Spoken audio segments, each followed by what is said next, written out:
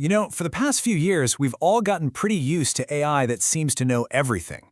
But what happens when that AI stops just knowing things and actually starts doing things? Well, that's where we meet the next major leap in artificial intelligence, the AI agent. So let's start with the core difference here, because it's a big one. On one hand, you've got large language models, or LLMs.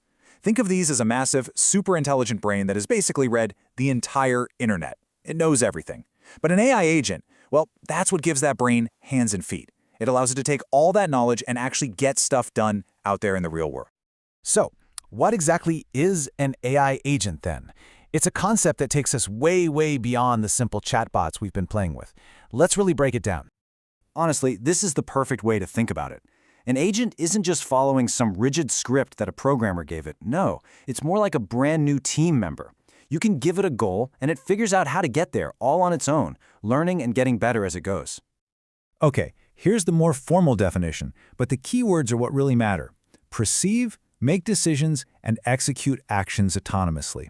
See, unlike a regular piece of software that just blindly follows a strict set of instructions, an agent has flexibility. It can actually look at a situation, decide on the best plan, and then go and do it, all without a human needing to hold its hand. So every single agent operates on this fundamental core loop. First, it gets its mission. Then it scans the environment, gathering all the information it needs. Next, it thinks. It devises a plan. Then it takes action. But here's the most critical step, the last one. It learns from what happened. It sees the outcome and uses that to get smarter for the next time around. It's this constant loop of doing and improving. An agent's real magic, though, it comes from a few core abilities. You can think of them as its superpowers. These are the key design patterns that really allow it to be so effective. The first superpower is something called tool use. An LLM all by itself is kind of like a brain in a jar. All of its knowledge is static, right? It's stuck at the time it was trained. Tool use is what smashes that jar. It gives the agent the ability to reach out and interact with other programs, with APIs, with real-time data sources, basically the outside world. So what can these tools actually do? Well, pretty much anything you can imagine a computer doing.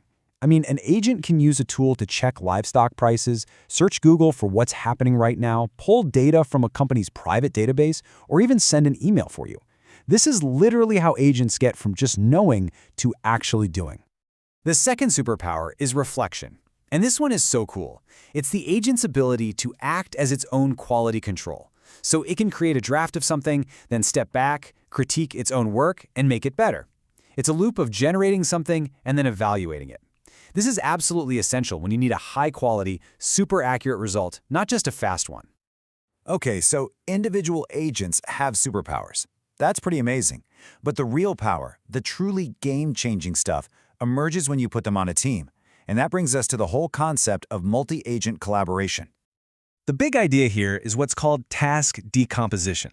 Instead of having one generalist agent trying to do everything at once, you take a really complex problem, you break it into smaller pieces, and you assign each piece to a specialized agent. It's kind of like having an entire software development team, but made up entirely of AI. Let's make this real. Imagine you need to write a really detailed report. You can have a researcher agent, and its only job is to scour the web for info. Then a writer agent takes all that research and drafts the actual report.